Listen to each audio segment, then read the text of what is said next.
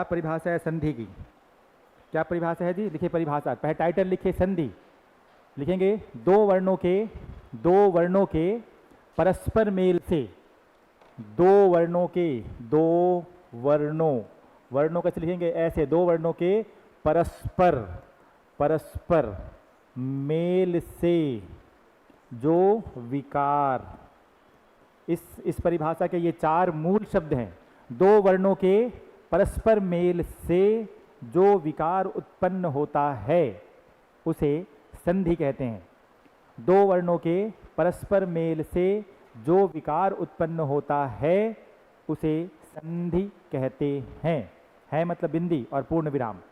दो वर्णों के परस्पर मेल से जो विकार उत्पन्न होता है उसे संधि कहते हैं। इसका क्या मतलब है? इसका मतलब ये है संधि में दो वर्णों का मेल होता है, दो वर्णों का, शब्दों का नहीं। संधि और समास के बीच में बेसिक अंतर वही है कि संधि में वर्णों का मेल होता है जबकि समास में पदों या शब्दों का मेल होता है। याद रहेगा जी। उसके बाद क्या बताइए जी? परस्पर मतलब एक के बाद एक। परस्पर का मतलब क्या होता है? एक के बाद एक। इसका मतलब, इसको अगर राइट, ये क्या आ गया जी? मच्छर, मक्खी की मच्छर है जी? ये क्या उड़ रहा है आपकी क्लास में? यहाँ पे कुछ उड़ रहा है जी? कुछ तो उड़ रहा है, आसपास में झूम रहा है। यह तो है जी, यह तो इसको मुझसे प्रेम हो गया है। अगला है, ये देखिए, है ना? चलिए, है ना? परस्पर मतलब एक के बाद एक। कहने का मतलब क्या है? अगर इसके, है ना, ये जिसके बाद जो होना चाहिए वही होना चाहिए, है ना? ये धन का चिन्ह निश्चित जगह पे रहे और जो होना चाहिए वही होना चाहिए। इसका मतलब क्या है? जैसे अगर आपने, है ना, अगर आपने विद्यालय लिखा तो विद्यालय में क्या है? उसमें है विद्या धन आलय। ठीक है, विद्या धन आलय। तो विद्या और आलय का मेल नहीं है। ये मेल किसका है? ये मेल है आ और आ का। इसको कहा जाता है दो वर्ण। क्या बोलते परिभाषा? दो वर्णों के। ये दो वर्ण कौन से से? ये दो वर्ण है, पहले वाले शब्द का आखिरी वाला वर्ण और दूसरे वाले शब्द का पहला वाला वर्ण। इन दोनों के मेल से जो नया शब्द नया वर्ण बनता है, इन दो वर्णों के परस्पर मतलब एक के बाद एक। इसका क्या मतलब है? अगर हम यहाँ पे ले आएंगे आलय, बीच में धन का चिन्ह, और यहाँ पे ले आएंगे विद्या, अब संधि नहीं होगी।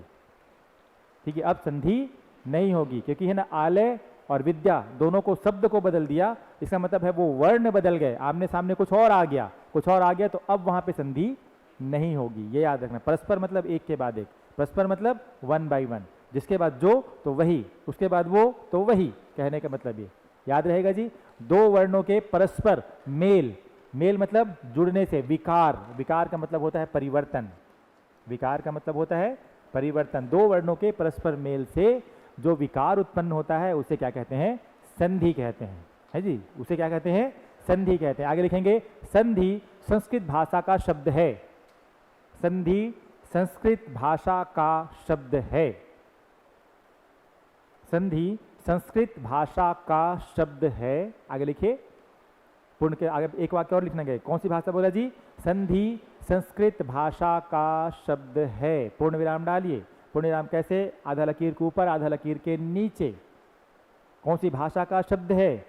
संस्कृत भाषा का शब्द है। आगे लिखेंगे, है ना, संधि को मेल, योग, जोड़, संगम एवं समागम भी कहते हैं। आराम से, मैं और बोल रहा हूं।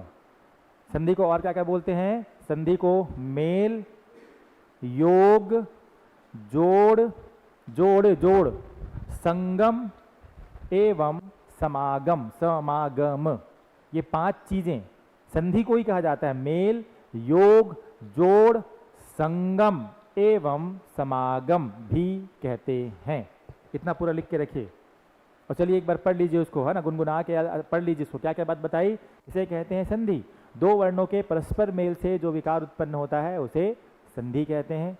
संधि कौन सी भाषा का शब्द है? संस्कृत भाषा का शब्द है। कौन सी भाषा का? संस्कृत भाषा का। इसके कौन कौन से और नाम हैं? कौन कौन से नाम है? तो ये पांच नाम है। मेल, योग, जोड़, संगम, समागम के नाम से भी संधि को जाना जाता है। याद रहेगा जी। एक बार पढ़ लीजिए इस तीनों चारों वाक्यों को, फिर आगे देखते हैं। अगर आप चाहते हैं अपने कैरियर को एक नई दिशा देना और सुनहरे भविष्य को साकार करना, तो जुड़िए कंपटीशन कम्युनिटी के साथ। आज ही हमारे वेबसाइट के कैरियर पेज पर विजिट करें अथवा डिस्क्रिप्शन बॉक्स पर दिए गए लिंक पर क्लिक करें। हमेशा आपके साथ टीम कोको।